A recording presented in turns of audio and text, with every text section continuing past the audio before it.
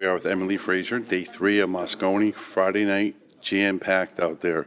Let's talk about it a little bit. Hey Bobby and Sharkstream, everyone follow please. They are doing wonderful things in this sport. Where do I start? I mean, I actually felt like my voice was going a little bit towards the end of the night. I actually was speaking to Piers during the last game. He obviously wasn't out next in the evening, like later on, and he was there with a peppermint tea. Love him. Peppermint tea, sitting on the sofa, and I sat next to him and I went, "I told you, didn't I?" And he was like, "Can't even explain." He goes, "I can't speak, my voice is going."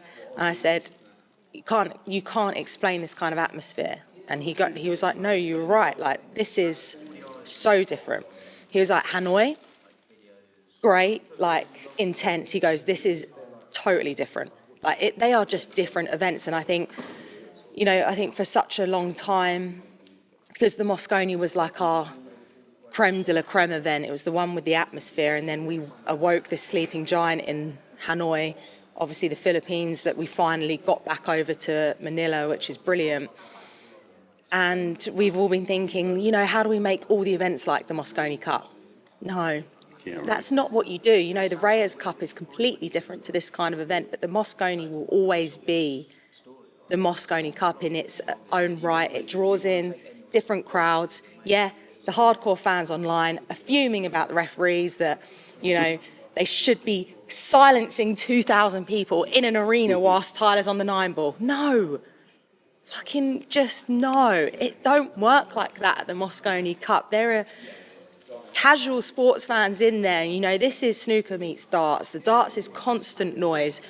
You see it when they're trying to make a double to finish the match. And the crowd are going wild. This is intense pressure. And it levels the players up. Yes, it's tough for them out there. And it was brutal for Tyler on that 9-ball. But he then came back. And he made that other 9-ball in the team game with the same kind of, I know they're different shots, I'm not going to go through that, but atmosphere-wise. And I personally feel that any casual sports fan watching that would go, "Cool, how's he done that in that environment?" Because it levels them up. It shows the world that these are the best players on the planet. And regardless of ranking or Fargo, whatever all of that is, it takes a certain player, a certain athlete to go out there and play in that environment. And that's what the Mosconi Cup brings. And everyone will be sat at home saying, "I wish I was there. I wish I'm going next year, and I wish I can play in it." And I hope that, juniors all around the world are watching this, and younger juniors are in the US thinking, "I can make Team USA moving forward." You saw Hugo Boyle here playing our Pro-Am. He travels all around to the junior events, and you see the passion. Like if he loses a game, he's got to a semi-final before, and he's such a bright talent. And there are so many juniors, especially in the US, that we can, evolve and develop and make a Mosconi Cup. So I just think that this event inspires everyone, motivates everyone, and it produces the absolute best. Very nice. And one more thing I want to tell you. I want to ask you real quick. Talk about the Sharkstream. We have a clip of you with Shane Van Boning singing "Living on a Prayer." How do you have that energy after you've been busting your hump, obviously, day number 3? You have that energy to play with the players, hang out with the players, and just bring everybody up. How do you do that all the time? I have a lot of coffee. No, I have a very good team around me. Everyone's very energetic. If you saw our group chat, we'd all get cancelled. But at the end, get your picture of it. No, you will not get a picture of it. But I think the reason why the Mosconi Cup, the Matchroom Pool events are the best in the world is because of us.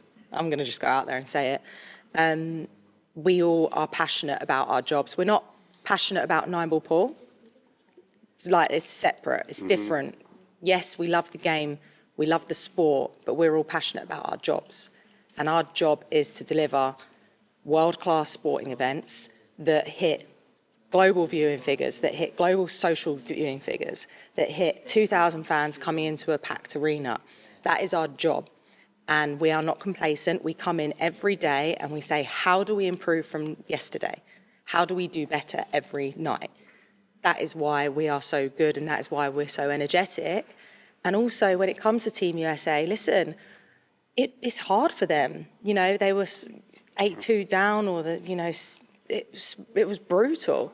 Well, if I'm slumped in my chair, that's not going to really help them out, is it? So I just think I just have to put any feelings aside and try and be happy and supportive as any way possible. So everyone can talk whatever they want to talk. At the end of the day, those 5 players, they're the ones shooting the balls in.